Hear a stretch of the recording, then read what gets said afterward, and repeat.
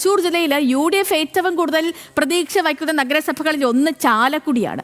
കോൺഗ്രസിന്റെ കരുത്തുറ്റ സംഘടനാ അടിത്തറയും നിലവിലെ ഭരണസമിതിയുടെ വികസന പ്രവർത്തനങ്ങളുമാണ് പ്രതീക്ഷകൾക്ക് ബലം പകരുന്നത്. എന്നാൽ തിരിച്ചടികളെ മറികടന്ന് വീണ്ടും ഭരണം പിടിക്കാനുള്ള തയ്യാറെടുപ്പിലാണ് ഇടതുമുന്നണി. ഇരു മുന്നണികളും ഇഞ്ചോടിഞ്ച് പോരാട്ടത്തിനൊരുങ്ങുമ്പോൾ ചാലക്കുടിയിലെ തദ്ദേശ തിരഞ്ഞെടുപ്പിൽ ഇത്തവണ ആവേശത്തിന് ഒട്ടും കുറവുണ്ടാകില്ല.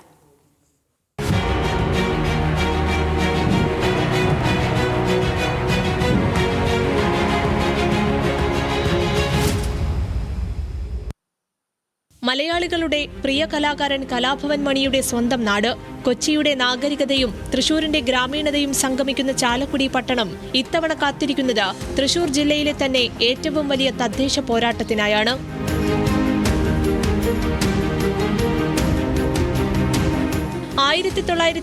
രൂപീകൃതമായ ചാലക്കുടി മുനിസിപ്പാലിറ്റി സംസ്ഥാനത്തെ ഏറ്റവും പഴക്കമേറിയ ചെറുപട്ടണങ്ങളിൽ ഒന്നാണ്. പരമ്പരാഗതമായി UDFനും കോൺഗ്രസിനും മേൽക്കോയ്മയുള്ള പ്രദേശമാണെങ്കിലും രൂപീകരണ കാലം മുതൽ ഇടതുമുന്നണിയും ഐക്യമുന്നണിയും ചാലക്കുടിയിൽ മാറി മാറി ഭരണം നടത്തിയിട്ടുണ്ട്.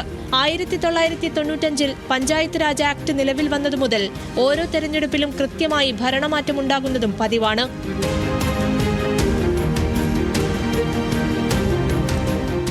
36 തദ്ദേശ വാർഡുകളിലായി 55,000-ഓളമാണ് ഇന്ന് ചാലക്കുടിയിലെ ജനസംഖ്യ. കഴിഞ്ഞ ലോക്സഭാ നിയമസഭാ തെരഞ്ഞെടുപ്പുകളിൽ UDF സ്ഥാനാർത്ഥികൾക്ക് വലിയ ഭൂരിപക്ഷം ലഭിച്ച നഗരസഭയിൽ 36-ൽ 26 സീറ്റെന്ന മേൽക്കോയ്മയോടെയാണ് UDF ഭരണത്തിലേറിയത്. എന്നാൽ പ്രാദേശിക തർക്കങ്ങളും ഗ്രൂപ്പ് പോരും പലവട്ടം UDFനുള്ളിൽ വിള്ളൽ വീഴ്ത്തിയിരുന്നു.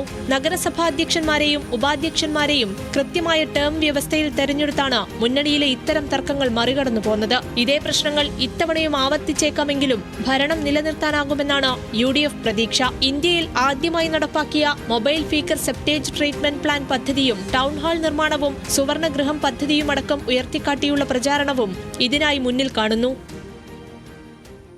ഈ കഴിഞ്ഞ 5 വർഷക്കാലം നടന്നിട്ടുള്ള നിരവധിയായിട്ടുള്ള വികസന പ്രവർത്തനങ്ങളും ജനക്ഷേമ പരിപാടികളൊക്കെ ഈ പ്രവർത്തനങ്ങളുടെ ഒക്കെ ഒരു വിലയിരുത്തൽ ഈ തെരഞ്ഞെടുപ്പിൽ ഉണ്ടാകും. അതൊരു വലിയ ആത്മവിശ്വാസം നൽകുന്ന ഒരു കാര്യം തന്നെയാണ്. എന്നാൽ 1-2 തവണ തെരഞ്ഞെടുപ്പുകളിൽ UDFന് ചാലക്കുടിയിൽ ഉണ്ടായിട്ടുള്ള ഒരു തിരിച്ചടി പ്രാദേശിക തലത്തിലൊക്കെയുള്ള ചെറിയ അസ്വാരസ്യങ്ങളുടെ ഭാഗമായിട്ടുണ്ട് എന്നുള്ളത് വാസ്തവമാണ്. പക്ഷെ കഴിഞ്ഞ തെരഞ്ഞെടുപ്പിൽ ഒറ്റക്കെട്ടായ പ്രവർത്തനമായിരുന്നു കേരളത്തിൽ തന്നെ ഏറ്റവും വലിയ മികച്ച ഭൂരിപക്ഷം ചാലക്കുടി നഗരസഭയിൽ ഉണ്ടായത്. അതുപോലെ തന്നെയുള്ള ഒരു ഒത്തൊരുമ ഈ തെരഞ്ഞെടുപ്പിലും ഉണ്ട്. ഇപ്പോൾ തന്നെ അതിനുള്ള സാഹചര്യങ്ങൾ UDFും കോൺഗ്രസും ഒരുക്കിയിട്ടുണ്ട്. 2020 തദ്ദേശ തെരഞ്ഞെടുപ്പിൽ 5 സീറ്റുകൾ മാത്രമാണ് LDFന് നേടാനായത്. സ്വതന്ത്രരായി വിജയിച്ച 3 പേർ കൂടി അടുത്ത കാലത്ത് ഇടതുമുന്നണിക്കൊപ്പം ചേർന്നു. സ്വതന്ത്രരിൽ 2 പേർ കേരള കോൺഗ്രസ് എമ്മിൽ അംഗത്വമെടുത്തതും നേട്ടമാണ്. നഗരത്തിലെ വികസന മുരടിപ്പും നിലവിലെ ഭരണസമിതിയുടെ വീഴ്ചകളും ഉയർത്തി തെരഞ്ഞെടുപ്പിനെ നേരിടാനാണ് LDF തയ്യാറെടുക്കുന്നത്. ലോക്സഭയിലും നിയമസഭയിലും UDF ജനപ്രതിനിധികൾ ഉണ്ടായിട്ടും വികസന കാര്യങ്ങളിൽ ചാലക്കുടിക്കുണ്ടായ പിന്നോട്ടുപോക്ക് ചർച്ചാ വിഷയമാക്കാനും ഇടതുമുന്നണി ലക്ഷ്യമിടുന്നു.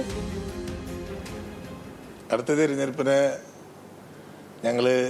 അതായത് ചാലക്കുടി നഗരസഭ ചെയ്തു വെച്ച പ്രവൃത്തികൾ അത് 5 വർഷം ചാലക്കുടിക്കാരെ ലാഭ്യക്കളഞ്ഞു. അതായത് 5 വർഷം പിന്നോട്ടായി. ഇതുപോലുള്ള ഒരു UDF ഭരണം ഇതിക്ക് മുന്നേ ചാലക്കുടിയിൽ ഉണ്ടായിട്ടില്ല. ഒന്നും തന്നെ ചെയ്യാത്തൊരു ചാലക്കുടി നഗരസഭയെ മാറിയിരിക്കുകയാണ്. അധികാര കസേരയിൽ മാത്രം പങ്കുവെച്ചു പോകുന്ന രീതിയല്ലാതെ ചാലക്കുടി നഗര ജനങ്ങൾക്ക് പൊറുതിമുട്ടിരിക്കുകയാണ്. ഇലക്ഷനെ കാത്തിരിക്കുകയാണ്. 5 കൊല്ലം കഴിയാണ്ടും ഇവരൊന്നും പുറത്തേക്ക് വിടാൻ പറ്റില്ലല്ലോ. ആ ഇലക്ഷനെ കാത്തിരിക്കുകയാണ് ചാലക്കുടിയിലെ ജനങ്ങൾ. പരമ്പരാഗതമായി UDF അനുഭാവം പുലർത്തുന്ന നഗരസഭയിൽ കഴിഞ്ഞ കാലങ്ങളിൽ LDF പലതവണ ഭരണം നേടിയത് സ്വതന്ത്രന്മാരെ കൂട്ടുപിടിച്ചാണ്. ഓരോ തെരഞ്ഞെടുപ്പിലും സ്വതന്ത്ര സ്ഥാനാർത്ഥികൾ നിർണായക ഘടകങ്ങളായി മാറുമെന്നതും ചാലക്കുടി നഗരസഭയുടെ രാഷ്ട്രീയം പരിശോധിച്ചാൽ മനസ്സിലാവും. എന്നാൽ പതിവ് രാഷ്ട്രീയ സമവാക്യത്തിന് ചില വാർഡുകളിലെങ്കിലും വെല്ലുവിളി ഉയർത്താനാകുമെന്നാണ് NDAയുടെ കണക്കുകൂട്ടൽ. ഹിന്ദുത്വ ഈഴവ വോട്ടുകളുടെ ഏകീകരണവും തൃശൂർ പാർലമെന്റ് മണ്ഡലത്തിലെ വിജയവും തദ്ദേശ തെരഞ്ഞെടുപ്പിലും ചലനങ്ങൾ ഉണ്ടാക്കുമെന്ന് BJPയും NDAയും പ്രതീക്ഷ വയ്ക്കുന്നുണ്ട്. ന്യൂസ് മലയാളം, തൃശൂർ.